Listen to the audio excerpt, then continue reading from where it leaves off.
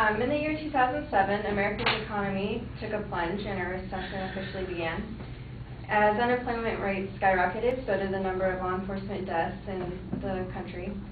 According to the Office of Down Memorial page, 189 law enforcement officers were killed that year, 65 of them by gunfire alone. In contrast, this is 36 more deaths of law enforcement officers than we saw in 2006. No more than 4 months into the year 2009, we are seeing similar trends of violent acts against police, with already 12 deaths by gunfire and 35 in total. My proposition relating to this issue is that the recent increase in deaths of law enforcement officers in the United States is directly related to the current psychological state of our society. My evidence to support this claim is as follows. 1. Video games and the entertainment industry are skewing reality.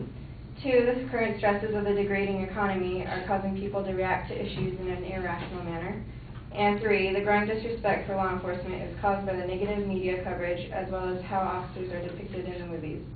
But before I move any further, I'd like to clarify a few things. First, the timeline behind the term recent is from the year 2007 to the present day. Second, that the phrase law enforcement officer includes any marshal, police officer, deputy sheriff, agent, or employee of any other title employed by a municipal, city, county, state, or federal agency and has powers over us. And lastly, I need to clarify what I mean by the psychological state of society as being simply the general mental condition of our society at the present, which is influenced by the events that occurred since 2007. Now on to the supporting evidence. My first claim is that violence in society seems to stem more and more from the video game industry as well as entertainment, where violence and crime have been glorified and desensitized more than ever before. In the U.S. military, video games are used to teach soldiers how to kill and train them to do so in ways that they can retain an emotional distance from their targets. As Lieutenant Colonel Dave Grossman wrote in his book titled On Killing, society is in a state of denial as to the harmful nature of video games. We are doing a better job of desensitizing and conditioning our citizens to kill. As a society, we have become systematically desensitized to the pain and suffering of others. Another problem with the entertainment industry is that the acts of violence they portray in their products fails to show the consequences for their violent actions. So I've come to the conclusion that the violence in video games is a major contributor to the increase in deaths of police officers because they seem to skew reality and widen the gap between emotion and violence. Moving on to the second piece of supporting evidence, how the current stresses of the degrading economy are causing people to react to issues in an irrational manner. As many know, since the start of the recession in the U.S., millions of Americans have either lost their jobs or have been faced with some sort of financial hardship or another. According to the Federal Reserve Survey of Consumer Finances, more than 3 out of 4 American families are in debt today. The effects of stress on the body can and do cause psychological changes. As we have seen with the current economic downturn, a very serious and widespread feeling of hopelessness has spread across the country. In one of the latest police shootings, this was just the case. The following information is based on an article from the Fox News website. On April 4th of this year, a Pittsburgh man armed with multiple weapons opened fire on officers who responded to his residence on a domestic disturbance call. 4 of the officers were ultimately killed by the suspect's gunfire.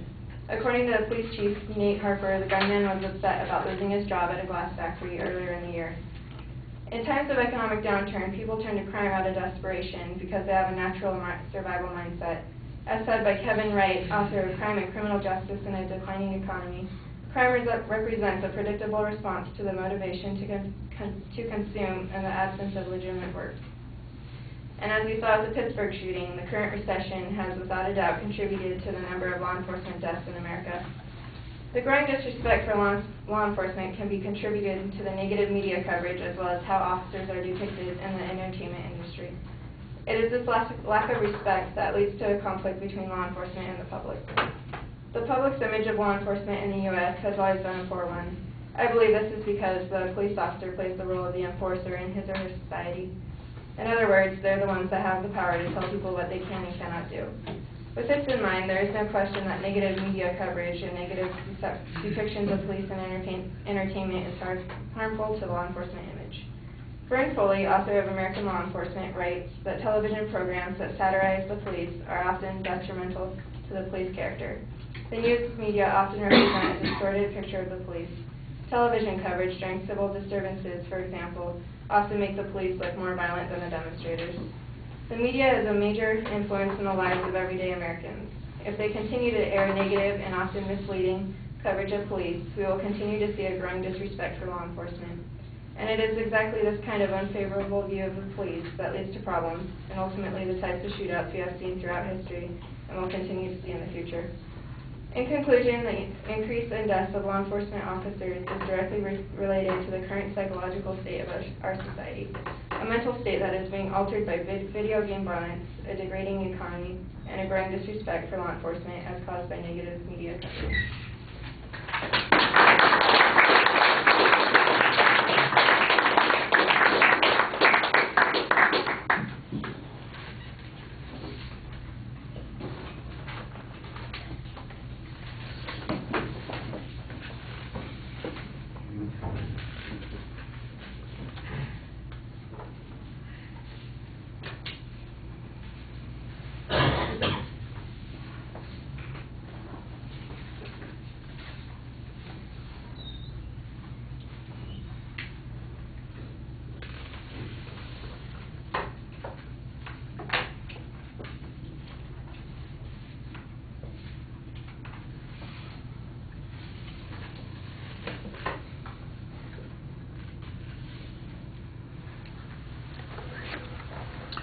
All right, Samantha, a very clear statement of the proposition, an excellent layout of what the supporting points are going to be as you get through the speech. You're also doing a very good job signposting all of those things. You do a good job for the most part citing evidence, although there are a couple of places where I think you could be a little bit more detailed. For instance, you talk about the military use of video games. I assume that's probably also from Colonel Grossman's book, but it wasn't quite clear where that came through.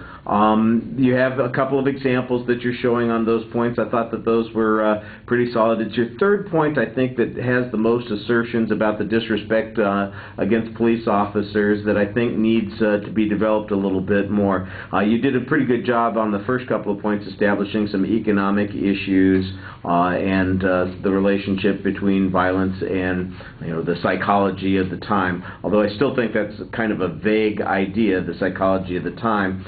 And how would we measure it? Is it substantially different? I think we need some more contrasting information, for instance, to earlier times when we didn't have this so-called stress that you're talking about.